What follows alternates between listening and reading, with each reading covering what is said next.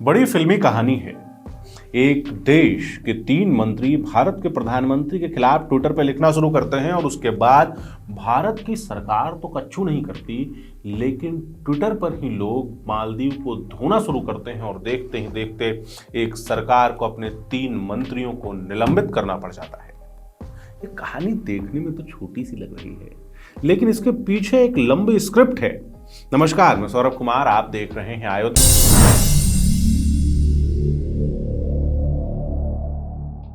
आज बात करेंगे किस तरह भारत पहली बार अपने सॉफ्ट पावर का इस्तेमाल मजबूती से कर पा रहा है, किस तरह बिना किसी सरकारी बयान के और बिना किसी सरकारी एक्शन के भी भारत मालदीव को उसके घुटने पर लाने में कामयाब रहा। इसके पीछे की तैयारी कैसे की गई है और कैसे अब भारत वर्ल्ड लीडर बनकर वैश्विक स्तर पर अपने सॉफ्ट पावर का इस्तेमाल कर रहा है। भारत के बगल में एक छोटा सा खूबसूरत आइलैंड है। ये आइलैंड देश के राष्ट्रपति हैं मोहम्मद मुइज़ू। जब से ये सरकार में आए हैं, इन्होंने नारा लगाना शुरू किया था इंडिया आउट, इसके दम पे चुनाव जीते थे। अभी हाल ही में जब भारत के प्रधानमंत्री नरेंद्र मोदी ने अपने कुछ फोटोज और वीडियो सोशल मीडिया पर डाले, तो उसे देखकर पता नहीं क्यों मालदीव के नेता ट्रिगर हो गए और मालदीव के 3 मंत्रियों ने प्रधानमंत्री मोदी के ऊपर आपत्तिजनक टिप्पणी की। इसके बाद सरकार कुछ करती तो करती, उससे पहले भारत के सेलिब्रिटी और सोशल मीडिया हैंडल्स एक्टिव हो गए। एक के बाद एक भारत के एक्टर्स, क्रिकेटर्स ने लक्षद्वीप के बारे में पोस्ट करना शुरू किया और मालदीव की हालत खराब होने लगी।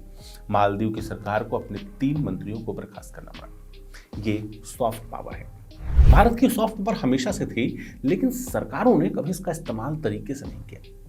क्या आप ये सोच सकते हैं कि एक समय पे भारत के एक्टर्स, क्रिकेटर्स और ट्विटर के सेलिब्रिटीज सब साथ में मिलकर भारत के नेशनल इंटरेस्ट को डिफेंड कर रहे हैं?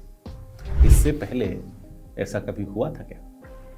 यह पहली और एकमात्र बार नहीं है। इससे पहले भी भारत की सरकार अपनी फॉरेन पॉलिसी और सॉफ्ट पावर का इस्तेमाल बार बार करती रही है। जैसे आपने देखना शुरू किया होगा कि अब प्रधानमंत्री मोदी जब किसी भी देश में जाते हैं तो उनका स्वागत करने के लिए भारत की डायस्पोरा, इंडियन डायस्पोरा बड़ी संख्या में मौजूद रहती है। बड़ी संख्या में भारतीय मूल के लोग प्रधानमंत्री नरेंद्र मोदी का स्वागत करने के लिए पहुंचते हैं। इसके फायदे हैं। एक तो आप इंडियन डायस्पोरा को एक साथ जमा होने की एक वजह देते हैं और उसके साथ जिस भी देश में आप जाते हैं उस देश के राष्ट्रीय अध्यक्ष को आप दिखाते हैं कि तुम्हारे देश में भी मेरा इतना इन्फ्लुएंस है, मेरी इतनी ताकत है। यही कारण है कि ऋषि सुनक ब्रिटेन के प्रधानमंत्री बन के बैठते हैं। जस्टिन ट्रूडो भारत के लोगों को साधने के लिए, अपने साथ लेकर चलने के लिए सिखों को साधने की कोशिश करते हैं। ट्रंप जब चुनाव लड़ रहे होते हैं तो नरेंद्र मोदी को स्टेज पर लेकर जाते हैं और नरेंद्र मोदी से बुलवाते हैं कि अब की बार ट्रंप सरकार। भारत की सरकार के अप्रोच में एक चेंज आया है। एस जयशंकर अपने एक इंटरव्यू में बात कहते हैं कि हम ब्रेन ड्रेन की बात करते हैं। आपने भी निबंध लिखे होंगे कि भारत के लोग बाहर जा रहे हैं, भारत को नुकसान हो रहा है। क्या ये नुकसान है या ये भारत की शक्ति है, ये भारत की ताकत है कि आज सिलिकॉन वैली में सबसे ऊंचे पदों पर भारत के लोग बैठे हैं? इससे पहले भी हमने कुछ विवाद देखे थे, जैसे कि जस्टिन ट्रूडो ने अपनी संसद में कहा था भारत के ऊपर हत्या का आरोप लगाया था जगदीप सिंह निज्जर का। उसके बाद भारत ने सख्त संदेश अपनाया। कनाडा के जो राजदूत भारत में थे उनको भारत छोड़ने का अल्टीमेटम दे दिया। कनाडा को अपने 41 राजदूत वापस बुलाने पड़े और उसके कुछ समय के बाद, अपने बयान के कुछ समय के बाद ही जस्टिन ट्रूडो को हफ्ते भर के अंदर मीडिया के सामने आकर कहना पड़ा कि हम भारत के साथ खराब रिश्ते नहीं चाहते, हम भारत के साथ अपने रिश्तों को ठीक करना चाहते हैं। जिस बात का आरोप वो लगा रहे थे उस बात को उनकी ही सरकार ने हफ्ते भर के अंदर खारिज कर दिया।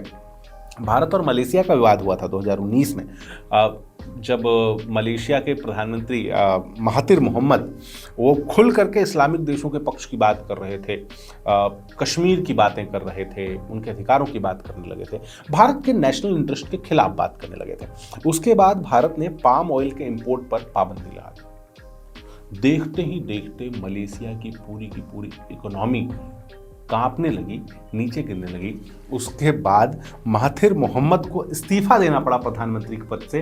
नए प्रधानमंत्री बने अनवर इब्राहिम और अब अनवर इब्राहिम ने जो साइन किया है कि भारत जो पाम ऑयल खरीदेगा मलेशिया से वो डॉलर में नहीं, इंडियन रुपीस में कर देगा। इससे पहले भी जब वॉर शुरू हुआ रशिया और यूक्रेन का, तो उस समय दुनिया भर के देश रशिया के खिलाफ खड़े हो गए थे। लेकिन भारत को क्योंकि तेल सस्ते में मिल रहा था, हमारा नेशनल इंटरेस्ट था, इसीलिए हमने अमेरिका की चेतावनियों की परवाह किए बिना, यूके की चेतावनियों की परवाह किए बिना हम रशिया से कच्चा तेल लेते रहे।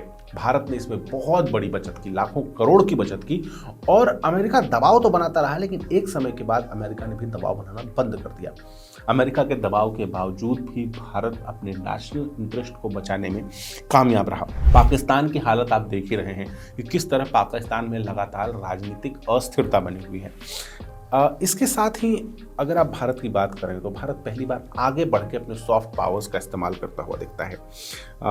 योगा दिवस की बात होगी, योगा दिवस में किस तरह दुनिया के सबसे ज़्यादा देश एक साथ खड़े हो जाते हैं। जब कभी नवीनीकरणीय ऊर्जा की बात होती है तो भारत सोलर अलायंस को लीड कर रहा होता है। जब कोरोना जैसी महामारी आती है तो भारत आगे बढ़ के दवाइयाँ और वैक्सीन दूसरे देशों को पहुँचाता है। कहीं पर भी कोई आपदा आती है तो भारत सबसे अगली पंक्ति में मदद करने के लिए खड़ा होता है। भारत की जो फिलॉसफी है कि हम विश्व विजेता बनने के लिए नहीं निकले, हम विश्व गुरु बनने के लिए निकले हैं। हमें किसी के ऊपर शक्ति से नहीं जीतना, हमें अपने सामर्थ्य बल के जीतना है। और अब यही झलक नए भारत में दिख रही है, किस तरह भारत अपने सॉफ्ट पावर्स का इस्तेमाल मजबूती के साथ कर रहा है। अगर ये वीडियो आपको अच्छा लगा तो चैनल को सब्सक्राइब कर लीजिए। कोई ऐसी बात जो हमसे छूट गई हो तो कमेंट करके वो भी बताइए। और फिर फेसबुक, ट्विटर, इंस्टाग्राम पर तो हम आपके लिए मौजूद हैं। आपका बहुत बहुत धन्यवाद।